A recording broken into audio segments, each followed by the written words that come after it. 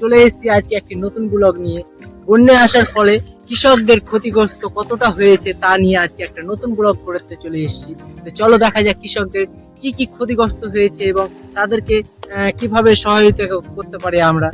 চলো গাইস, দেখতেই পাচ্ছ বন্যা আসার ফলে এই সমস্ত গাছগুলো যেগুলো এখন পর্যন্ত পুষ্ট হয়নি, যেগুলো জ্বালানি হিসাবে ব্যবহৃত হয় এবং পশুপালন খাদ্য হিসাবে ব্যবহৃত হয়, সেই গাছগুলো এখন যেগুলো পাকাপুক্ত ছাড়া কাটা যায় না।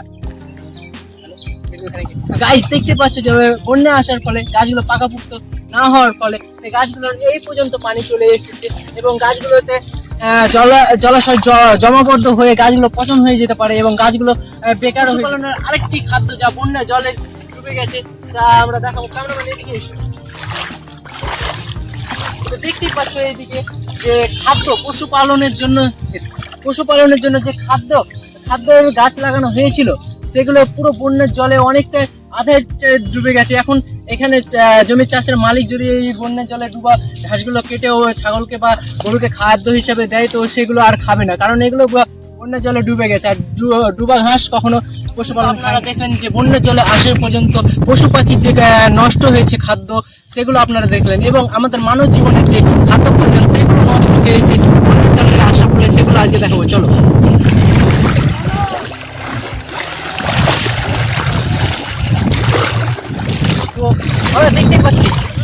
আমরা দেখতে পাচ্ছি যে বন্যার জল আসার ফলে পটলের কি ক্ষতি হয়েছে, মানুষের খাদ্য যে একটা শ্রমিক কত কষ্ট করে একটা চাষবাস করেছিল, যে পটল চাষ কি এইবার আমদানি করলে হয়তো তার সংসারটা বেশ ভালো চলবে, কিন্তু না, সেরকম আর আশা পূর্ণ হলো না।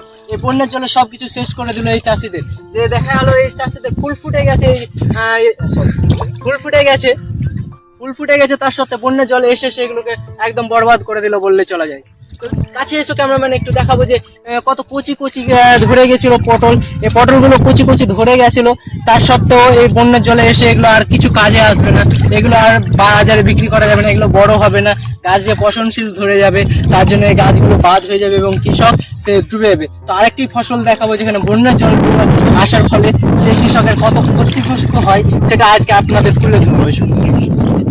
তো যেমনটা কথা ছিল যে আরেকটি ফসল দেখাবো। তো এই হচ্ছে সেই ফলে এই রাম পটলের গাছগুলো এগুলোই বন্যার জলে ডুবে যায় এবং ডুবে যাওয়ার ফলে পুষ্ট না হওয়া পর্যন্ত এগুলো চাষিরা বিক্রয় না করতে পারায় সেগুলো এখানে রেখে থেকে যাবে এবং এখানে থাকার ফলে এগুলো নষ্ট হয়ে যাবে, এগুলোতে আর কেউ দিবে না। ফলে বাজারে রাম পটলের চাহিদা বাড়বে, শাকসবজির চাহিদা বাড়বে এবং এই কৃষি যদি ডুবে যায় তাহলে আমাদের যে খাদ্যের চাহিদা, যে খাদ্যের জন্য আমরা রোজ যুদ্ধ করি বললে চলা যায়, সেই খাদ্য কিন্তু আর আমাদের অনেক টাকা অনেক দামি মূল্য দিয়ে আমরা কৃষক দেখা যায় বন্যার জল আসার ফলে পুরোপুরি নষ্ট হয়ে গেছে।